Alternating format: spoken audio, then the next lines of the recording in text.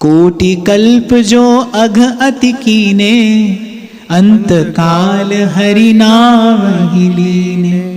सो पुनीत उत्तम पद पावे, यह जस व्यास पुराणन गावे। लोमश ऋषि नारद सो भाषी, है पुराण वामन में साशी। तर गयो सुपच पुरंदरपुर को, ताते अति पापी न होई भो। पुराण की एक कथा का उदाहरण देते हुए श्री चतुर्भुजदास जी महाराज हरिनाम की महिमा प्रकट कर रहे हैं। पुरंदरपुर अर्थात इंद्रप्रस्थ में एक शपचवास करता था और कहते ताते अति पापी न होई भो। बोले भूमि पर, इस धरा पर उसके जैसा कोई दूसरा पापी नहीं था। ये कथा लोमश ऋषि श्री नारद जी से कह रहे हैं। अर्थात ऐसा पापी, और वामन पुराण में ये कथा विस्तार से वर्णन है कि पहले वेश्यागामी हुआ और उस वेश्यागमन से जो पुत्री उत्पन्न हुई, फिर उस पुत्री के साथ गमन किया। ऐसा पापी कहते हैं कि ताते अति पापी न हुई। लोमश ऋषि कह रहे, बोले उस समय धरती पर उसके जैसा कोई दूसरा पापी नहीं था। बोले तर गयो सुपच पुरंदरपुर को, कैसे? हरि का नाम। बोले जब अंत समय यमदूत आए और त्रास देने लगे सहज में, बस ऐसे ही मुख से अनजान बस हरि का नाम निकला, और हरि के नाम के प्रकट होते ही आकर भगवान के पार्षदों ने उसकी रक्षा की यम के दूतों से। बस यही इसी नाम की महिमा का विचार करके कबीर कहते हैं, धर्म राय जब लेखा मांगे, क्या मुख लेके जाएगा रे मन, राम सिमर पछताएगा रे मन, राम सिमर पछताएगा। कितना प्रयास संत करता है। मैं तो पूर्व भी आपसे कह रहा था एक दिन, कभी बड़े बुद्धिमान हो आप लाभ हानि का खूब विचार करना जानते हो। कभी एक बार एकांत में बैठकर विचार करो, ये संत बार बार आपसे कह रहे हैं भाई भजन कर लो, भाई सुमिरन कर लो, इसमें इनका क्या लाभ है, इसमें इनका क्या लाभ हो सकता है? एक बार विचार करो, क्या उत्तर मिलता है आपको? एक ही उत्तर मिलेगा, बस इनकी अकारण कृपा है। जीव पर दया करके, करुणा करके संत बोलता है, राम सिमर पछताएगा रे मन, नाम सिमर पछताएगा। पर कहते नाम की महिमा है। और महर्षि वेदव्यास का तो एक श्लोक है, वो कहते तीनों लोकों के पापी मिल जाएं। महर्षि वेदव्यास का श्लोक है, कहते तीनों लोकों के पापी मिल जाएं तो वो मिलकर भी इतने पाप नहीं कर सकते जो एक बार हरि का नाम उच्चारण करने से नष्ट नहीं हो जाए। ध्रुवदास जी कहते हैं, खेलत हंसत अजान, कैसे हूं हरि नाम ले, खेलत हंसत अजान, पर तोहू को दे देते हैं उत्तम गति भगवान। पर यहीं रुकते नहीं, वो कह रहे जो अरे खेलते हंसते अनजाने में ले ले तो प्रभु उत्तम गति देते हैं, और जो भाव से भजन करे उसके सुख का क्या कहना है। और ये जितने भी उद्धरण दिए गए हैं, ध्यान रखना, ये उद्धरण इसलिए नहीं दिए गए हैं कि हम जन्म भर पाप करेंगे और अंत में नाम ले लेंगे, क्योंकि नाम की महिमा के बल पर पाप करना नामापराध है। तो ये भूल कभी ना हो हमसे। ये जितने उद्धरण दिए गए हैं शास्त्रों में, ये जितनी कथाएं कही गई हैं, या कभी कभी भगवान ने अपनी कृपा के अतिरेक से ये जो नाम की महिमा प्रकट की, केवल आपको मुझे नाम की महिमा से परिचय कराने के लिए है कि नाम की ये महिमा है। जैसे ध्रुवदास जी कहते हैं ना, बोले कि ईसम नहीं पूजत तव वृंदावन रहे सोए, और देश में बसत ही अधिक भजन जो होए, ईसम नहीं पूजत तव वृंदावन रहे सोए। अन्य कहीं पर रहकर भजन करे, वृंदावन में सोए, तो वृंदावन में सोने की महिमा कहीं अधिक है, क्योंकि वृंदावन का संग है। पर इसका अर्थ ये थोड़ी कि वृंदावन में सोते ही रहिए। ऐसे ही ये जो शास्त्रों और पुराणों के उद्धरण दिए गए हैं, केवल नाम की महिमा प्रकट करने के लिए, आपको मुझे नाम की महिमा बताने के लिए कि गुरु ने आपको मुझे जो हरि का नाम प्रदान किया है वो अमोघ है, कैसी अपरिमित अपार असीम उसकी शक्ति है। इसलिए सुमिरन कर ले मना, सुमिरन कर ले मना। हरि उर आवे हरि जस भावे, हरिदासन सो प्रीति बढ़ावे।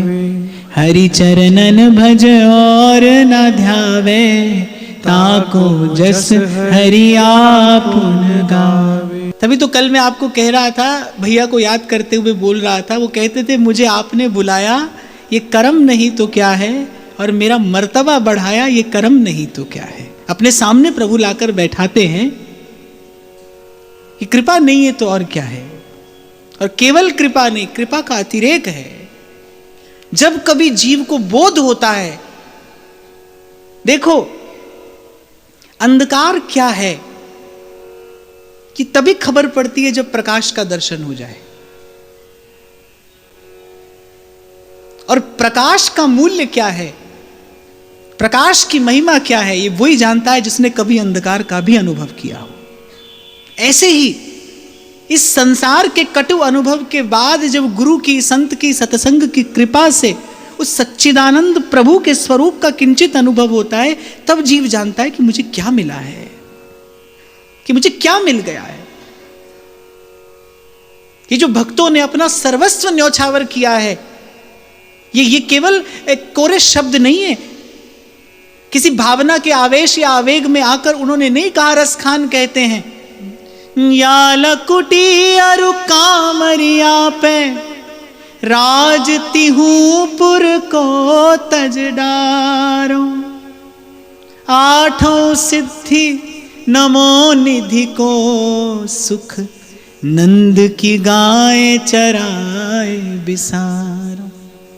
रस खान सदा इन आखन सो, ब्रज के बनबाग तड़ाग निहारो। कोटिन हो कल धौत के धाम, करील की कुंजन परवार।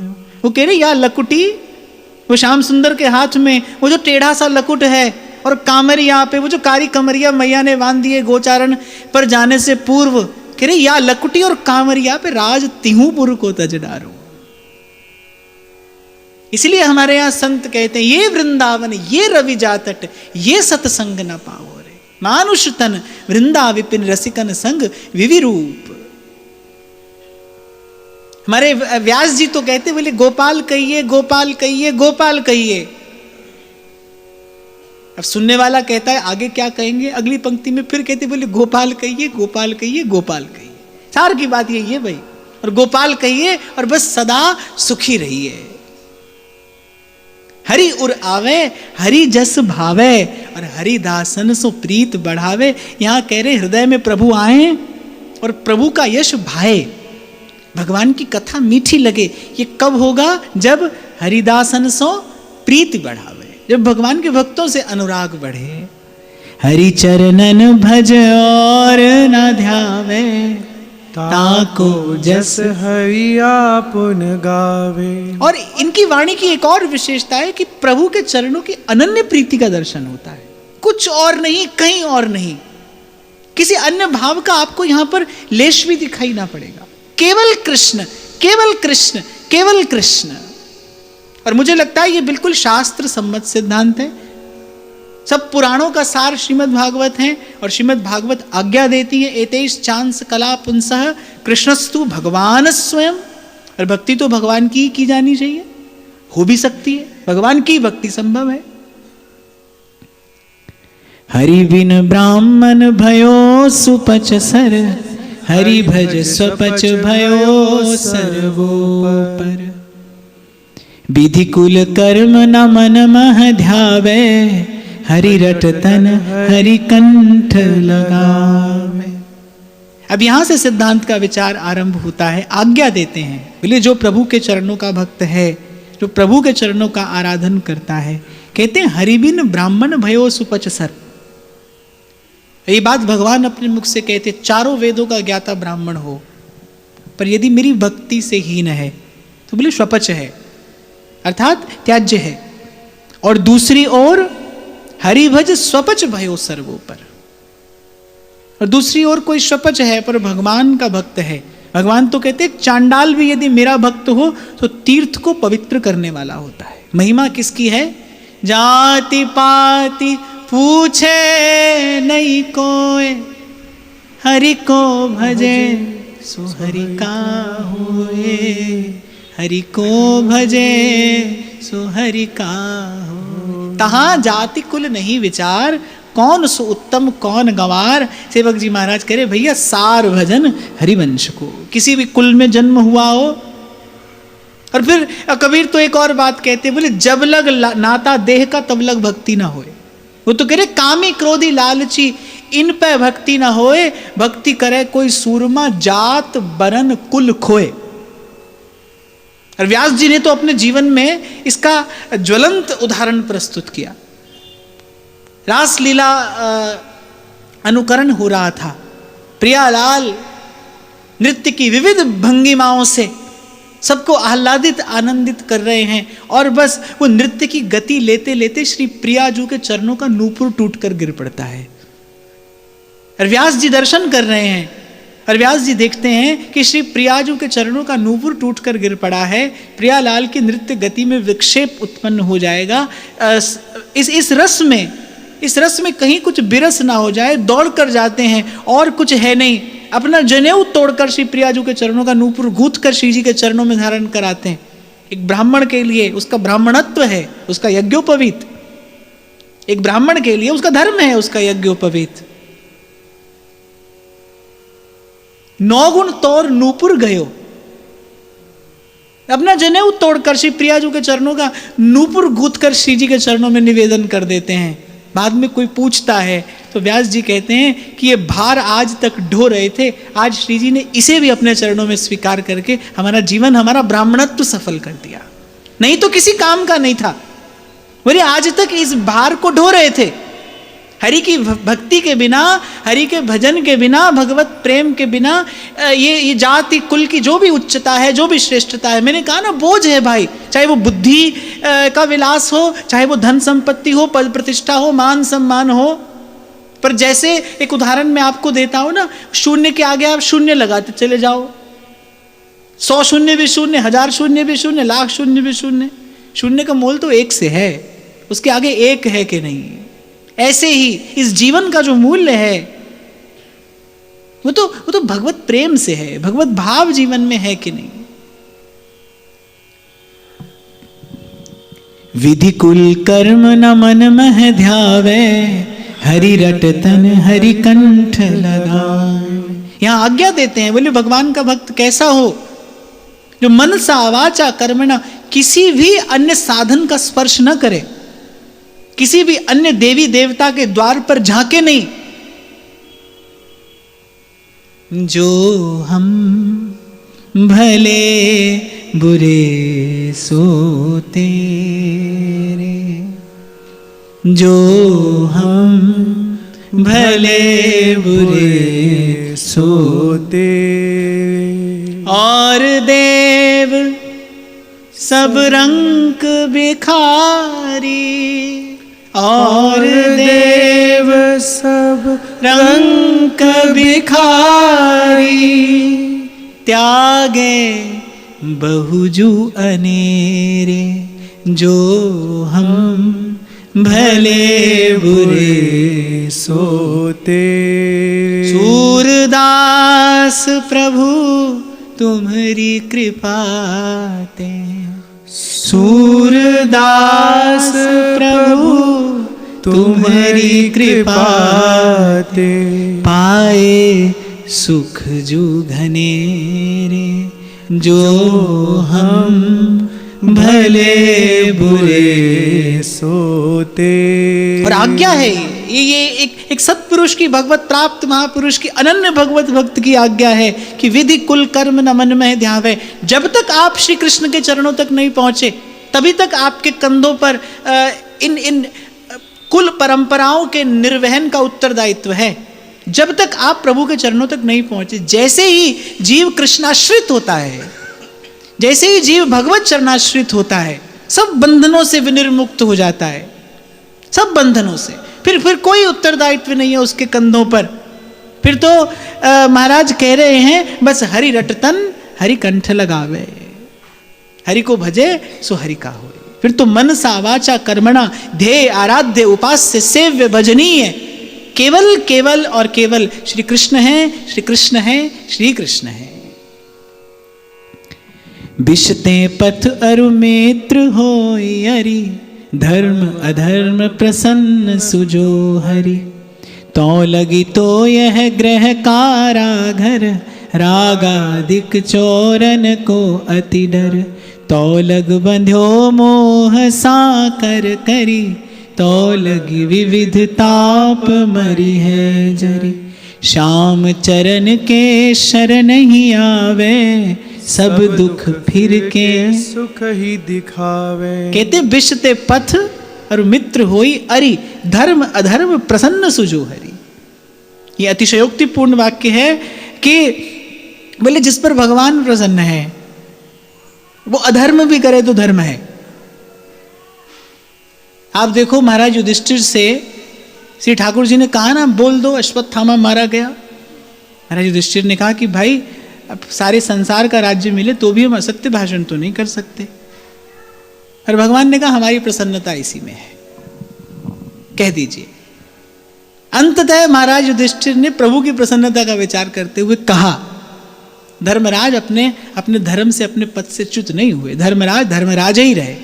और यहां तो कह रहे हैं कि विषते पथ, बोले विष अमृत हो जाता है। देखा है संसार ने, इस संसार ने हरि की भक्ति के बल से कृपा से विष को अमृत होते देखा है। विषते अमृत, और फिर कहते हैं मित्र होई अरे शत्रु मित्र हो जाता है।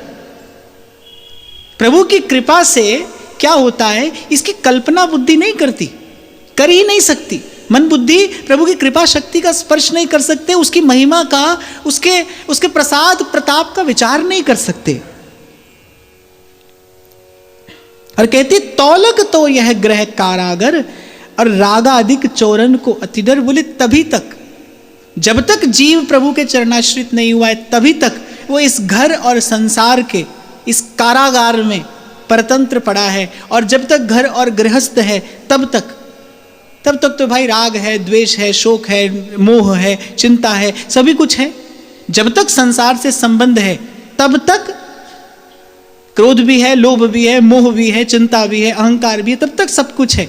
जिस दिन जीव अनन्य भाव से शरणागत हो जाता है, प्रभु क्या करते हैं? सबसे पहले प्रभु क्या करते हैं? प्रभु की भक्ति का सबसे प्रथम फल क्या है? कहते क्लेश अग्नि, फिर कहते सुखदा, मोक्ष सुख लघुता कृता। सबसे पहले भक्ति क्लेश अग्नि है, हर लेते हैं भगवान सब चिंता। ये जो भगवान का वाक्य है ना कि भाई मैं जिस पर कृपा करता हूं उसका धन हरण कर लेता हूं, तो घबराने की बात नहीं है। इसमें धन वन हरण नहीं करते हैं भगवान, और भगवान को उसकी कोई आवश्यकता भी नहीं है। भगवान केवल धन की आसक्ति का हरण कर लेते हैं, क्योंकि बांधने वाला धन नहीं है, बांधने वाली धन की आसक्ति है। बंधन का कारण धन नहीं है, बंधन का कारण आसक्ति है। अगर बंधन का कारण धन होता तो महाराजा जनक और महाराजा अम्बरीश का चरित्र किस प्रकार भक्ति का ये देदीप्यमान उदाहरण बनता। धन बंधन का कारण नहीं है, धन में आसक्ति बंधन का कारण है। व्यक्ति बंधन का कारण नहीं है, व्यक्ति में आसक्ति बंधन का कारण है। और भगवान कहते हैं कि जो शरण में आता है मैं हर लेता हूं उसका सर्वस्व। वो जो सर्वस्व हरने की बात भगवान ने कही है, वो जो जीव की आसक्ति यत्र तत्र फंसी है, प्रभु कहते हैं मैं उस आसक्ति का हरण कर लेता हूं। स्वतंत्र होता है जीव। मन मस्त मगन, मन मस्त मगन, मन मस्त मगन अब क्यों बोल। हीरा पाया गांठ गठियाया, बार बार वाको क्यों खोले। मन मस्त मगन, मन मस्त मगन, मन मस्त मगन अब क्यों। सूरत कलारी भई मतवारी, मदवा पी गई बिन तोले। मन मस्त मगन, मन मस्त मगन, मन मस्त मगन अब क्यों बोल। मैं आपसे एक प्रश्न पूछूं, क्या आपने अपने जीवन में कभी निश्चिंतता के सुख का अनुभव किया? जब कोई चिंता नहीं हो। मुझे तो लगता है यही समाधि का सुख होता होगा। चाह गई चिंता मिटी और मनवा बेपरवाह, जहां को कछु न चाहिए सोई शहंशाह, जहां को कछु न चाहिए। ये जो निश्चिंतता है, करे भरोसा राम का और निर्भय होके सोए, अनहोनी होनी नहीं होनी हो सो होए। मुझे तो लगता है भाई जीवन तो भक्ति जीता है। वो जो जीवन जीने का सुख है, वो जो जीवन मुक्ति का जो आनंद है, तो केवल हरि के भक्त के पास है। बाबा फरीद कहते हैं ना, फिकर करे सो बावरा, जिकर करे सो साध, उठ फरीदा जिकर कर, फिकर करेगा फिकर करे सो बावरा, जिक्र करे सो सा, उसका जिक्र करिए, उसकी चर्चा करिए। श्री चीधर चीधराइन के यहां कौन आया है? श्री पीपा जी और सीता सहचरी जी, परम भक्त भगवान के, अभी अभी भगवान का दर्शन करके आ रहे हैं। और जो चीधराइन जी के यहां घटना घटी, कुछ निवेदन करने को नहीं है। और एक साधु को सबसे बड़ी पीड़ा क्या होती है कि घर से कोई साधु भूखा नहीं चला जाए। कबीर को तो मांगने में भी संकोच नहीं है, साईं इतना दीजिए जहां मैं ग्रस्त समाये, मैं भी भूखा ना रहूं और साधु ना भूखा जाए। हो मांगू संतन रहना, मैं नाही किसे का देना रे माधो। अरे कबीर जी तो शिकायत करने लगे, कैसी बने तू संगे, आप न देहू तले हूं मंगे। बोले प्रभु ये आपके राज में क्या बन रही है हमारे साथ? आप ना दो तो फिर मैं अब संसार से मांगने जाऊं, और अधिक तो मांगता नहीं। दोई सिर मांगू चूना, पाव घेओ संग लूना, अध सिर मांगू दाले, मोकु दोनों बखत जीवाले। जी गोपाल तेरा आसरा, जी दयाल तेरा आसरा। संत घर से न जाए, संत भूखा नहीं चला जाए, संत खाली नहीं चला जाए। घर में कुछ है नहीं, उस भक्ता ने अपने तन पर पड़ा वस्त्र भी दे दिया। वो लहंगा बेचकर श्री चीधर जी कुछ सीधी सामग्री लेकर आए, पकाकर प्रभु को निवेदन की। श्री पीपा जी और श्री सीता सहचरी जी को प्रसाद पवाने के लिए बैठाया। श्री सीता सहचरी जी ने पूछ लिया कि भक्तन जी कहीं दिखाई नहीं पड़ती। चीधर जी ने टालने का प्रयास किया, निर्वस्त्र कैसे सामने आए। घर की एक अंधेरी कोठरी में कोने में दुबकी बैठी हैं। श्री सीता सहचरी जी हट पर आ गई कि उनके बिना तो मैं प्रसाद नहीं पाऊंगी, और ये शिष्टाचार भी है कि मैं उनके बिना तो प्रसाद नहीं पाऊंगी। अब कोई बहुत बड़ा भवन तो था नहीं, छोटी सी कुठरिया थी। जब कोठरी में जाकर देखा चूल्हा जल रहा है और वहां एक कोने में दुबकी हुई चीधराइन बैठी है। श्री सीता सहचरी जी के मुख से एक ही बात निकली, अरे आप यहां पर ऐसी उघारी बैठी हैं, जैसे कोई प्रेम से हाथ पकड़कर अपने पास बैठाता है ना। ऐसी चीधराइन जी ने सीता सहचरी जी का हाथ पकड़कर अपने पास बैठाया। बोले अरे ये देह उघारा क्या और ढका क्या, प्रभु का दर्शन करके आइए, प्रभु की चर्चा करिए। ये क्या चर्चा लेकर बैठ गई आप प्रभु का दर्शन करके आई हैं, आप द्वारिकाधीश का दर्शन करके आई हैं। मेरे प्रभु का रूप कैसा है, मेरे प्रभु का माधुर्य कैसा है, मेरे प्रभु का ऐश्वर्य कैसा है, कुछ मेरे प्रभु की चर्चा करिए। जिक्र करे सो साध। जब सूरदास जी गाए जा रहे थे अपने अवगुण, तो वल्लभाचार्य महाप्रभु ने कहा, अरे तेरे अवगुण गाने से तेरे अवगुण दूर नहीं होंगे, प्रभु का गुण गाने से तेरे अवगुण दूर होंगे। अपने अवगुण गाने से अपने अवगुण दूर नहीं होते। जैसे मैं कई बार आपको कहता हूं ना, अंधकार कैसे दूर होता है? अंधकार करने से दूर नहीं होता। तीर तलवार लेकर अंधकार से लड़ो तो अंधकार दूर नहीं होता। ये जो लोग बड़े बड़े कठिन कठिन व्रत करते हैं, क्लिष्ट साधन करते हैं, शरीर को तपाते हैं भगवान की माया पर विजय प्राप्त करने के लिए, विचार करिए, क्या तीर तलवार से अंधकार से लड़ा जा सकता है? अंधकार से लड़ने के लिए तो बस एक नन्हा सा दीपक जलाना पड़ता है, बस। ऐसे ही जीव तो है ही भाई, मेला कुचैला, इसमें क्या है? गोस्वामी जी तो कहते हो प्रसिद्ध पातकी, तू पाप पुंजहारी, तू दयालु दीन हो, तू दानी हो भिखारी। हम तो हैं मैले कुचैले, अब क्या गाते रहे, हम मैले हैं, हम ऐसे हैं, हम वैसे हैं। अब हैं भाई ऐसे ही हैं, जो हम भले बुरे सो तेरे। तो श्री महाप्रभु जी ने कहा अरे कुछ प्रभु का यश गाओ। इसीलिए कल विराम के क्षणों में मैंने आपको निवेदन किया था, जीवन का आदर क्या है? बस जो क्षण हरि के भजन में जाए, हरि के सुमिरन में जाए, वही जीवन का आदर है। जीवन का सर्वश्रेष्ठ सदुपयोग क्या है? कि बस सांस सांस से नाम सिमर।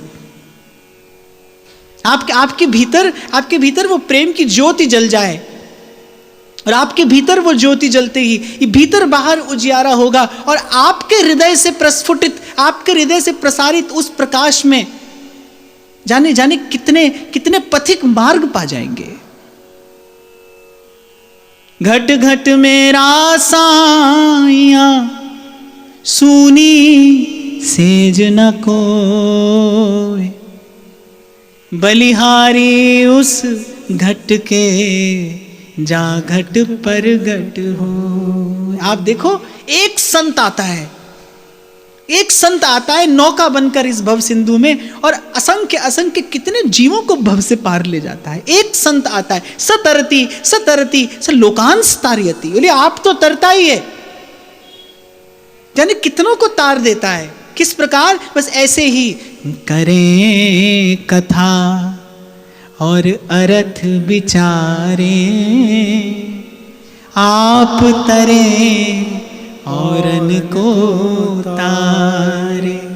कह रे दास मिले हरिदासा, जन्म जन्म की पूरी आशा, जन्म जन्म की पूरी आशा। तो कहते विधि कुल कर्म न मन में ध्यावे, हरि रटतन हरि कंठ लगावे, विषते पथ अर मित्र होई अरि, धर्म अधर्म प्रसन्न जो सो हरि। तौलग तो यह ग्रह कारागर, रागादिक चोरन को अति डर, तौलग बंध्यो मोह साकर कर, तौलग विविध ताप मरी है जर। श्याम चरण के शरण ही आवे, सब दुख फिर के सुख ही दिखावे। इन सब दुखों का अंत भज गोविंदम, भज गोविंदम, गोविंदम भज मूढ़ मते। मैं आपसे पूछूं दुखी कौन है? सब कहेंगे ना भाई, कहीं ना कहीं से थोड़े थोड़े तो दुखी हैं ही। सुख कौन पाना चाहता है? सब सुख पाना चाहते हैं। अब विचार करो, अब यहां पर आकर विचार करो, आप दुखी हो आप ये जानते हो, आप सुख पाना चाहते हो आप ये जानते हो। जहां से मैंने चर्चा आरंभ की मैं वहीं पर आ रहा हूं। आप दुखी हो आप ये जानते हो, आप सुख पाना चाहते हो आप ये जानते हो, और अब तो सत्संग की कृपा से ये भी खबर पड़ गई आपको कि सुख कहाँ मिलेगा। हरि के भजन में सुख मिलेगा, फिर भी हरि का भजन नहीं होता। ये माया श्री कृष्ण की भोयो सब संसार। और इस माया के अंधकार से वही लड़ेगा जिसके हाथ में नाम का दीपक हाथ ले, चलिए बीहड़ बाट, जाए अंधेरा लांघ कर, उतर कर्म का घाट। नहीं तो भाई पूर्व मैंने आपसे कहा था, जीव करता है, भरता है और मरता है, और इस करने भरने और मरने को जीवन समझता है। करता है, भरता है और मरता है, पर जो लग जाता है गुरु के चरणों से, वो ना तो करता है, वो कर्म से मुक्त होता है, और कर्म से मुक्त होते ही वो कर्म के बंधन से मुक्त हो जाता है, कर्म फल से मुक्त हो जाता है, शुभ अशुभ से मुक्त हो जाता है, शुद्ध अशुद्ध से पार हो जाता है।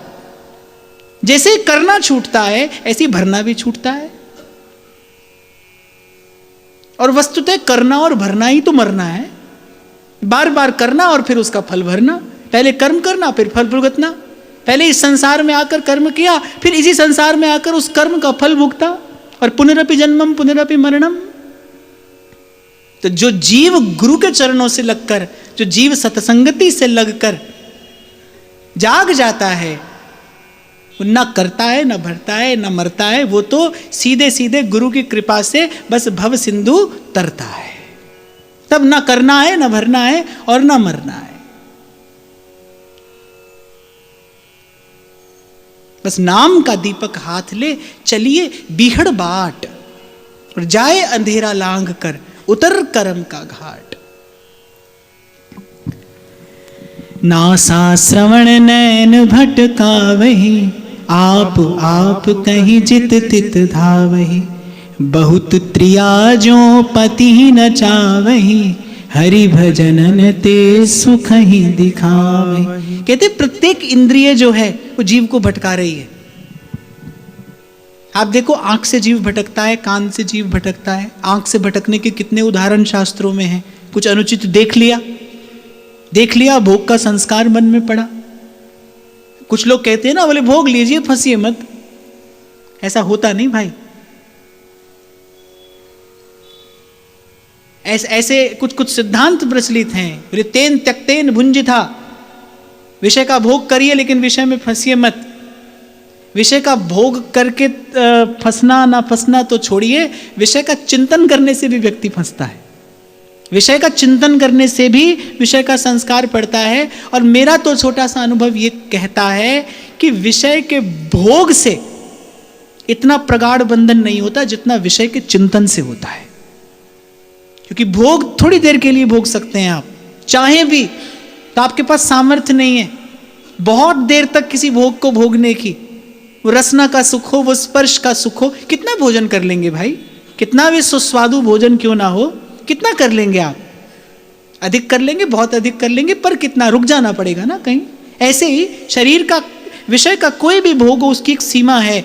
भोग भोगने की तो एक सीमा है, पर भोग के चिंतन की कोई सीमा नहीं है। जागते सोते जीव विषय का चिंतन करता है, चिंतन में लिप्त रहता है। विषय का चिंतन बहुत अधिक भयावह है, बहुत अधिक भयंकर है।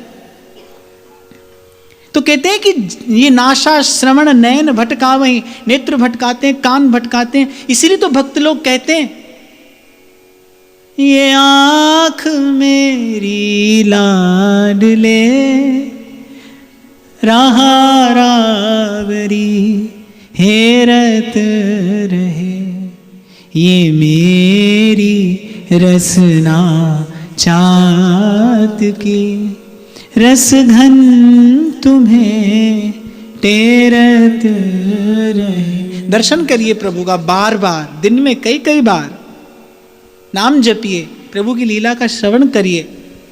ये प्रत्येक इंद्रिय किसी न किसी प्रकार से बस प्रभु के निकट बनी रहे। देखो, जैसे ही संसार की ओर देखोगे विकार आएगा। आपको मैं इसका एक बड़ा सशक्त सा उदाहरण निवेदन करता हूं। द्वारिकाधीश बैठे हैं, अर्जुन के रथ के सारथी बने, सव्यसाची पीछे खड़े हैं, युद्ध के मैदान में आए हैं, ओज तेज उत्साह से भरे हुए। युद्ध करने के लिए ही तो आए थे अर्जुन। और क्या अर्जुन नहीं जानते थे कि सामने कौन खड़ा होगा? जानते ही थे कि शत्रु सेना में कौन कौन है, अर्जुन परिचित थे। लेकिन जैसे ही युद्ध भूमि में आए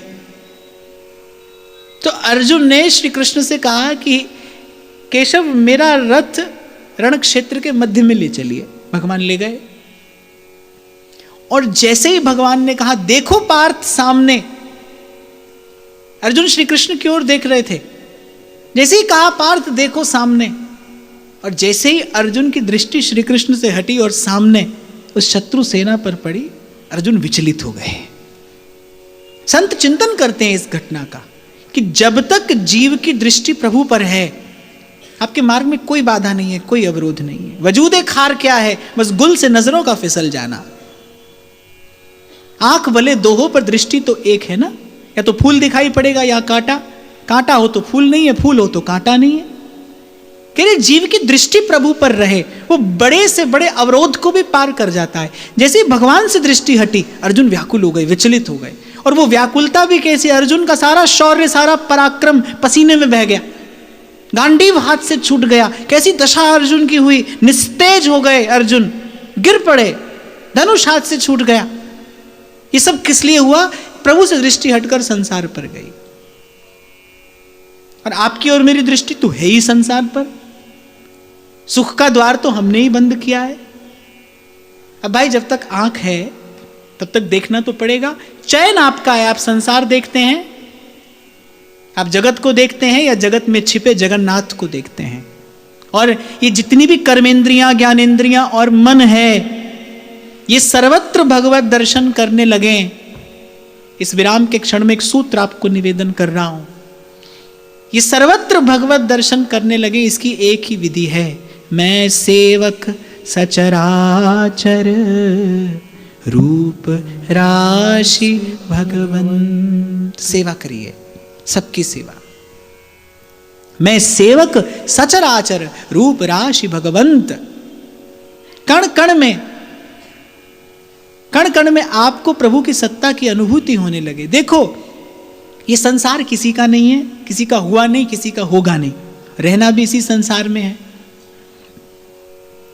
किराए के घर में भी आप रहो, पर जितने समय आप रहो उतने समय तो वो आपका ही है। आप साफ सफाई घर की अपना ही जान मानकर तो करते हो, क्योंकि आपको रहना है वहां। ऐसे मैं कई बार कहता हूं कि भाई संसार को परिवर्तन करने का कोई विचार नहीं है हमारा। मैं कोई दुनिया बदलने थोड़ी निकला हूं, और किसी को भी इस प्रपंच में नहीं पड़ना चाहिए। इसे सुंदर बनाने का प्रयास किया जा सकता है। आप जहां रहते हैं बस आपके आसपास स्वस्थ रहे, संसार सुंदर रहे, प्रसन्न रहे, ऐसा प्रयास आप जरूर कर सकते हैं। इसे सुंदर बनाने की चेष्टा कर सकते हैं, बदलने की चेष्टा न करना, उस प्रपंच में नहीं पड़ना। उसे कोई नहीं कर पाया। प्रभु भी आए, पर काल का चक्र अपनी गति से चलता है, और भगवान स्वयं काल का आदर करते हैं। काल भगवान आकर कहते हैं, प्रभु आपका लीला कार्य पूरा हो गया, अब अपने धाम को चलिए। तो भगवान ये नहीं कहते अभी और रुकेंगे, ठीक है आपकी आज्ञा है तो अब अपने धाम को जाएंगे। समय का आदर करते हैं भगवान। ऐसे ही समय का आदर करते हुए बस इतना प्रयास करिए जहां तक हो सके आपसे सबकी सेवा बन पड़े। कल भी मैंने आपको कहा था ना कि जन्मा जग में वही कहा है। ब्रह्म ऋषि स्वामी श्री सत्यानंद जी महाराज की वाणी है। वो कहते जन्मा जग में वही कहा है, जिससे वंश जाति यश पाए, नहीं तो गीत का कहे जीते। कल भी मैं आपसे कह रहा था, सांसों के आने जाने का नाम जीवन नहीं है। आपका जीवन उपयोगी बने, आप सबके लिए उपयोगी हों, आपका जीवन सार्थक बने सबके लिए। अपने मन में यह भाव रखिए। आप देखना, आप अपने मन में यह संकल्प करो।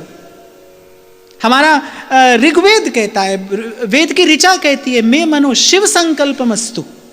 मेरे मन में शिव संकल्प स्फुरित हो, शुभ संकल्प स्फुरित हो। आप अपने मन में संकल्प करो कि हरि का भजन, साधु की सेवा और सर्वभूत पे दया। भगवत रसिक देव कहते हैं, बोले ये संत का पहला लक्षण है, हरि को भजन, राधा वल्लभ लाल को हृदय ध्यान मुख नाम, और सब सो हित निष्काम मति। हरि को भजन, साधु की सेवा और सर्वभूत पर दया। कल की बात मैं फिर आपको स्मरण कराऊं, धर्म का फल क्या है? जीव मात्र के प्रति दया। कबीर तो कहते हैं, अरे दीनन देख घिनात जे। बोले दीन को देखकर दया नहीं आती, और नहीं दीन सो काम। अरे कहा जान के लेते हैं दीन बंधु को नाम।